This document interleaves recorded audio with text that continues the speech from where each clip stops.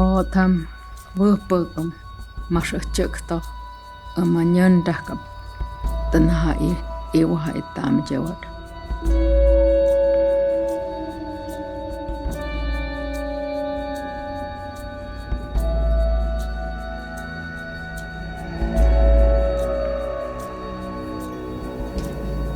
Itata aga O'odham aga matukit ya itata itam tejawad samachuk todak yenyanya itam todak jemet hanyukot ita jawad jawa saiche marsiha saiche tohajad.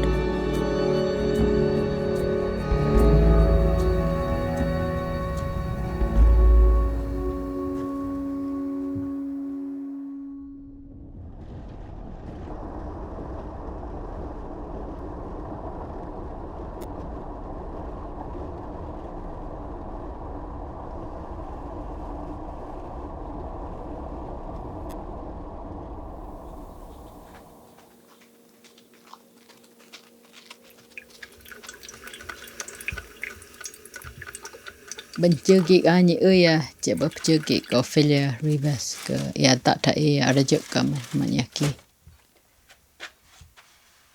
This is where I was born. My mother was born here. All my family were born in the whole region. And so we have a deep connection to the land. Not only that, but our storytelling from how we came to be on the land. It's all a part of who we are. Growing up, I didn't know there was an international border. We would go to school at a place, and then my father would either get a job in the agriculture area and we'd move there, or maybe a new baby was being born and we'd come here to this village and stay here. And then the festivals that started happening, my father's village would move there. It was a normal way of life for a lot of people, and it was a normal way of life for us. And my ancestors did the same thing. We were always going back and forth to my father's community, Jaacks, and we always crossed to there with no problem. In Jaacks, they built a big church there, and so they hold a festival for St. Francis, which is their patron saint. Por intercesión de San Francisco Javier, escúchanos. Although I'm not Catholic, most of my family aren't, but one of my grandmothers, she helped build a church, and she purchased that saint that's in there.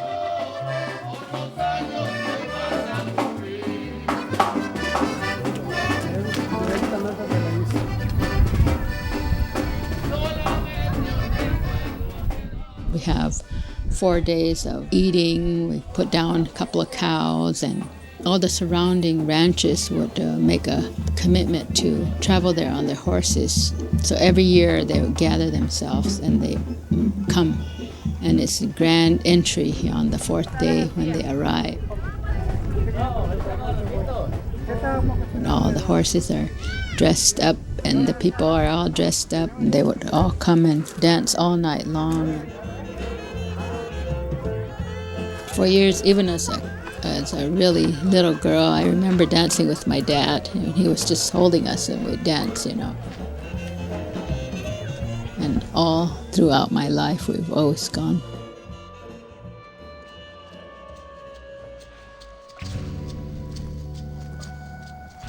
To me, Jaacks will always be there because our ancestors are there in the ground.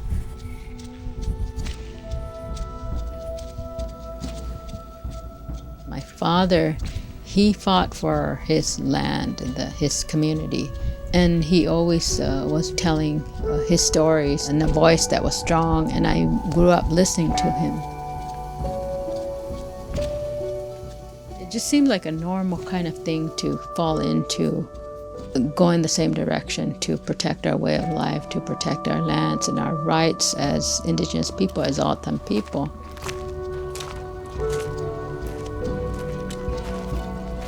I'm a quarter of a mile from the international border here, sitting here today.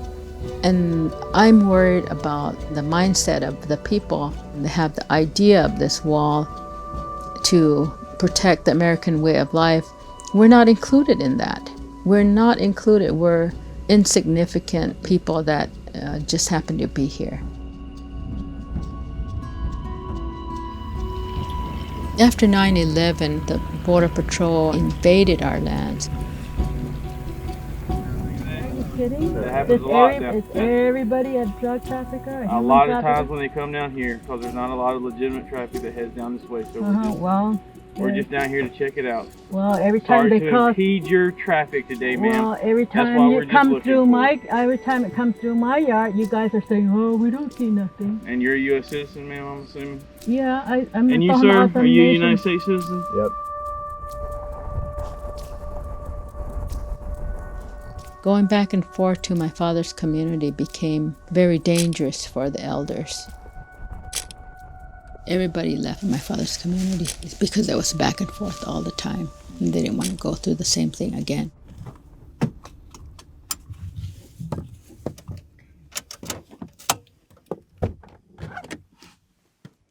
In 2006, we knew that they were going to build the vehicle barrier. There was a meeting at the community, and the Border Patrol told them that what happened in New York would happen here if they didn't approve. The first 13 miles came here in this village, and that was the first thing they closed as our route ceremony. They had huge stadium lights that they would use, and they were working at night mostly. I would hear like the big scraping and screeching. I couldn't sleep because of the noise and just knowing what they were doing. It sounded like Mother Earth was screaming when they were putting these metal things in her.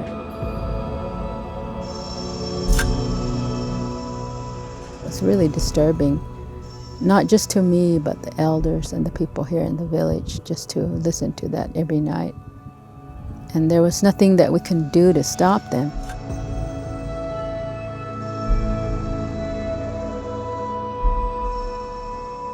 And just to see that we're never going to drive across here again.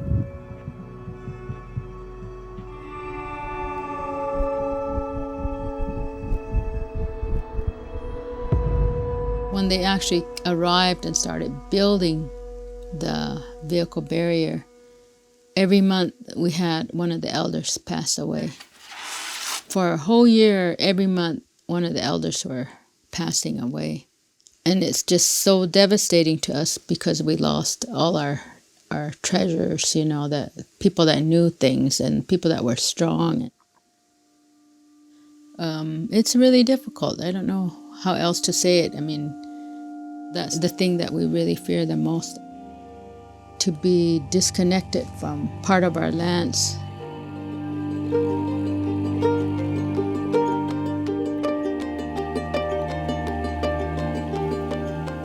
And that's when we started an effort to bring awareness to what was happening to us. I want to welcome Ofelia Rivas to Moccasin Tracks. Good morning, Ofelia.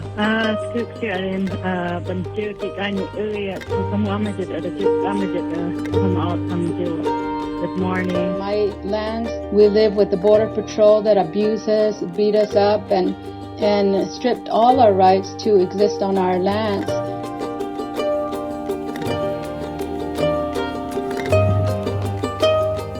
We eventually went to the United Nations to bring our issue there.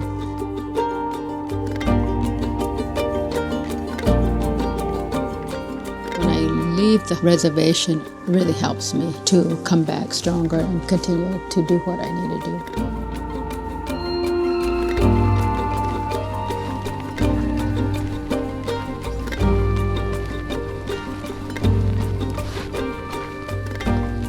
And you go out there on the land, and it does seem very peaceful. But we're under constant surveillance by the Border Patrols, whether we're here in our home, in our yard, or out on the land.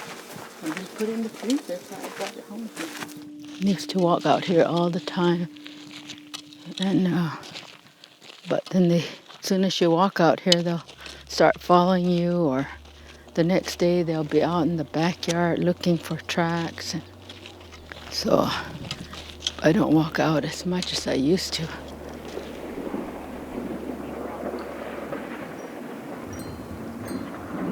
I can't see it. I think it's on the other section that has the marker. I can't see it anymore. There was a... Oh, here it is, right here. It's right here, see? The village's over here. Right here.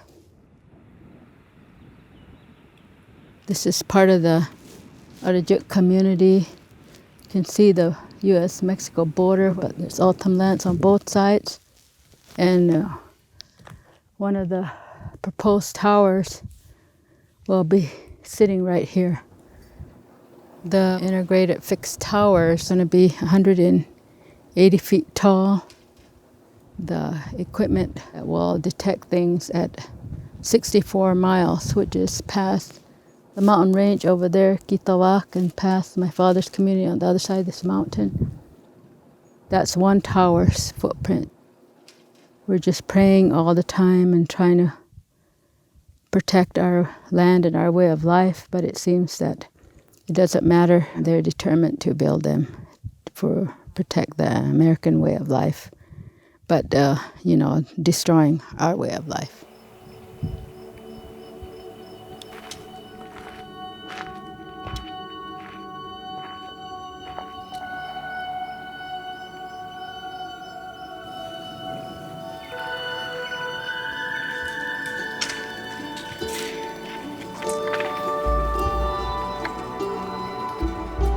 We're going to Jaacks, also called San Francisquito, to my father's village.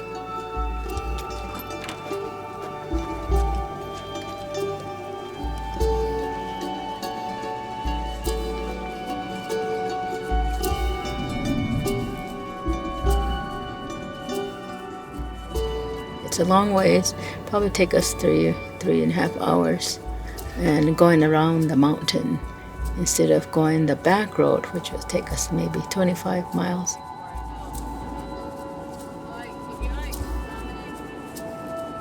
People started not coming. They just don't want to go through that harassment and interrogation and, just demeaning of our people.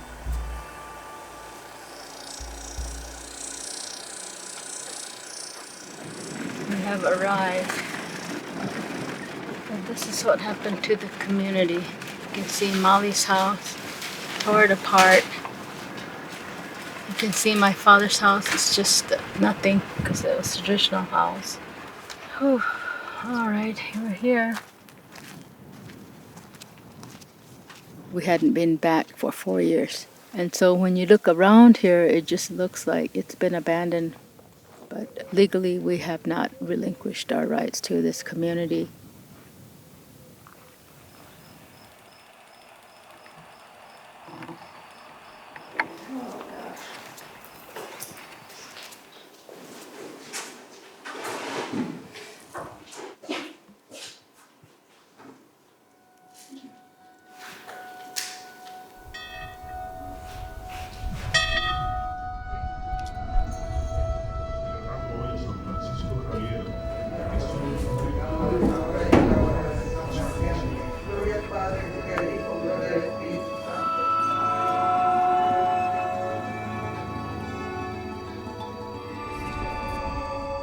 People continue to believe that and have the hope that they can revive the community.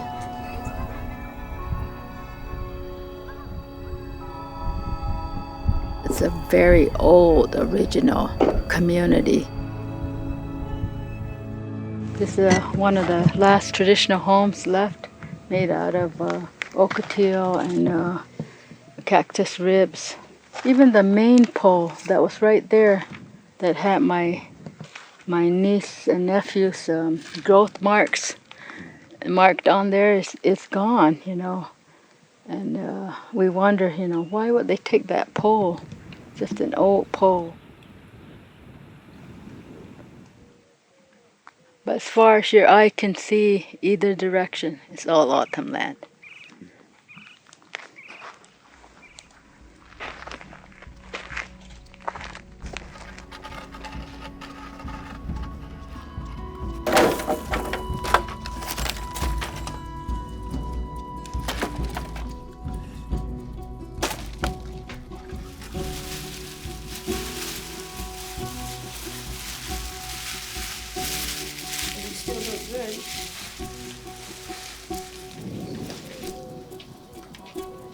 The plan, I'm calling it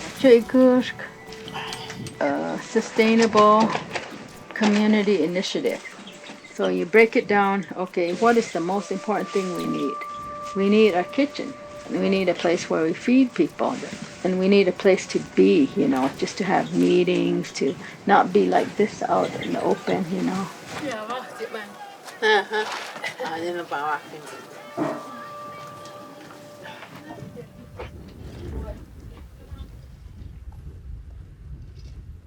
Our family and our lands are so connected to who we are as O'odham people.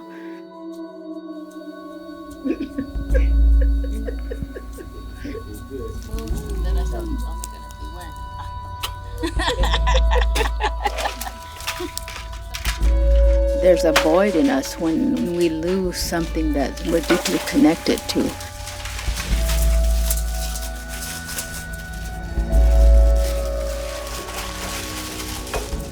When you have your great-great-grandparents that built this community and are also in the land, it's not just a physical kind of connection, it's a spiritual connection that goes back however long, you know, the O'odham has been here.